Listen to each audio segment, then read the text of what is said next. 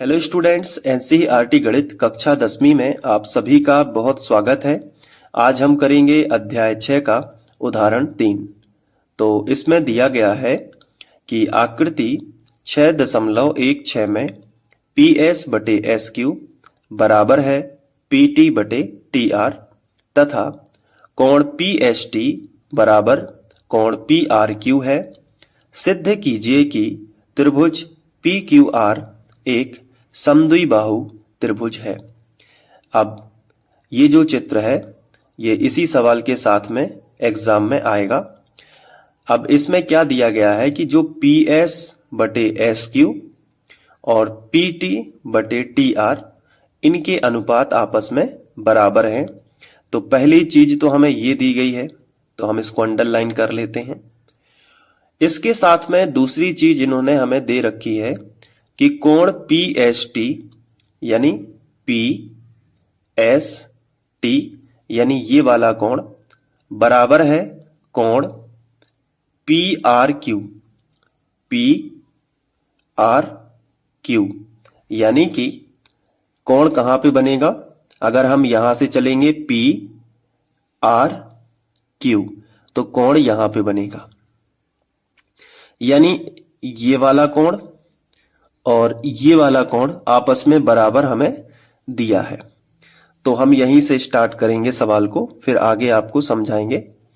तो देखो यहां से एग्जाम में आपको जिस तरीके से लिखना है मैं उसी तरीके से समझाऊंगा।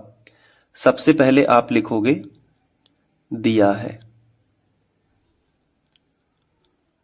क्या क्या दिया गया है? एक ये वाली चीज और दूसरी ये वाली चीज, ये दोनों चीजें हमें दी गई हैं। तो पहले हम कोण लिख लेते हैं ताकि यहां से हम सॉल्यूशन करना स्टार्ट करेंगे। तो हमें दिया गया है कि कोण पी एस टी बराबर है कोण पी आर क्यू के। पहले इतना लिख लोगे, ठीक है। अब यहां से लिखना स्टार्ट करो। तो पी एस यहां पे आप तथा भी लिख सकते हो साथ में, कि इसके अलावा जो हमें जानकारी दी गई है कि पी एस बटे एस क्यू बराबर है पी टी बटे टी आर।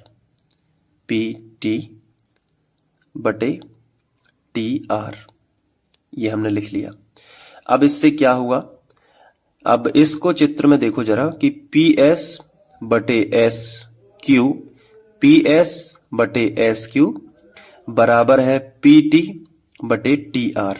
इसका क्या मतलब हुआ कि ये भुजाओं, ये पी एस बटे एस क्यू अगर इस तरीके से लिखा हो तो हम इसको थेल्स प्रमेय के विलोम से हम ये लिख सकते हैं कि अगर ऐसा है तो एस टी जो है वो क्यू आर के समांतर होगी। तो देखो हम लिखेंगे तब थेल्स प्रमेय के विलोम से, थेल्स प्रमेय के विलोम से। अभी आपको समझ में आ जाएगा मैं क्या बोल रहा हूं, थोड़ा सा ध्यान से देखना। थेल्स प्रमेय के विलोम से क्या होता है कि थेल्स प्रमेय के अनुसार होता क्या है कि अगर एस टी क्यू आर के समांतर हो, यानी कि किसी त्रिभुज में किसी एक भुजा के समांतर यदि कोई रेखा खींची जाए तो वो त्रिभुज की अन्य दो भुजाओं को समान अनुपात में विभाजित करती है। ये थेल्स का प्रमेय है।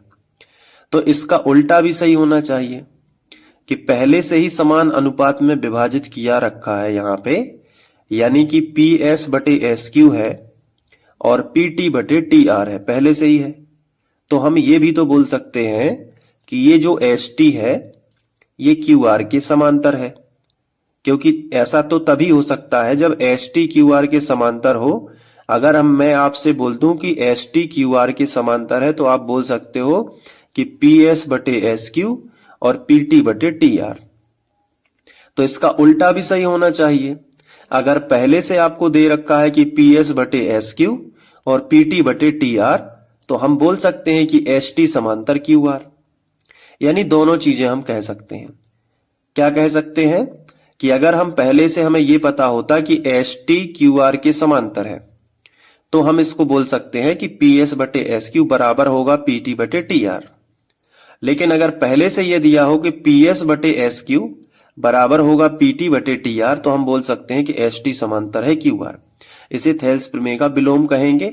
तो हम नीचे लिख सकते हैं थेल्स प्रमेय के विलोम से कि एस टी जो है वो समांतर होगी किसके, क्यू आर के।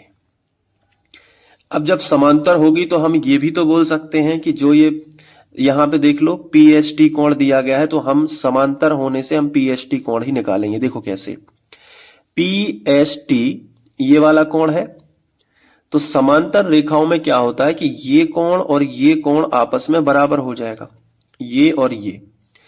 जैसे ही एस टी समांतर हो क्यू आर के तो ये वाला कोण और ये वाला कोण आपस में बराबर होता है क्योंकि समांतर रेखाओं के संगत कोण है। अब आप कई बच्चे सोचेंगे कि सर ये वाला कोण भी तो इसके बराबर हो गया तो ये क्यों नहीं आपने लिखा। मैंने जानबूझ के नहीं लिखा। ये क्यों नहीं लिखा, क्योंकि हमें पी एस टी से मतलब है, यानी ये देखना है कि पी एस टी किसके और बराबर हो रहा है, क्योंकि इसके बराबर पी एस टी इसके बराबर तो है ही। लेकिन जब समांतर रेखाएं सिद्ध हो गई हैं तो पी एस टी यानी ये वाला कोण इसके भी बराबर हो गया, ये हमें दिखाना पड़ेगा। क्लियर है कि नहीं। तो हम जानबूझ के यहां पे कोण पी एस टी को ही लेंगे और पी एस टी को ही बराबर दिखाएंगे कि पी एस टी किसके बराबर हो गया। ये देखो पी एस टी किसके बराबर हो गया, पी क्यू आर के। तो कोण पी क्यू बीच में बताना होगा, क्यू जहां पे कोण बन रहा है ना वहां वो बीच में बताओ। तो कोण पी क्यू आर। तो ये दोनों बराबर क्यों हुए, क्योंकि एस टी जो है वो क्यू आर के समांतर है तो संगत कोण बन गई है। तो हम लिखेंगे कि ये दोनों बराबर हैं क्योंकि दोनों क्या है, तो दोनों संगत कोण है। तो हमने यहां पे लिख दिया संगत कोण है। ठीक है, समझ गए इस बात को। अब दूसरी बात यह है कि लेकिन पी एस टी तो इसके बराबर है पी आर क्यू के, तो ये लिख लो कि परंतु या चूंकि कोण पी एस टी किसके बराबर है, कोण पी आर क्यू के। कोण पी आर क्यू के क्यों, क्योंकि ये तो हमें दिया है, सवाल में दिया गया था तो हमने यहां पे लिख लिया दिया है। अब हमें एक बात पता चली कि पी एस टी के बराबर ये भी है और पी एस टी के बराबर ये भी है, तो ये दोनों आपस में बराबर है।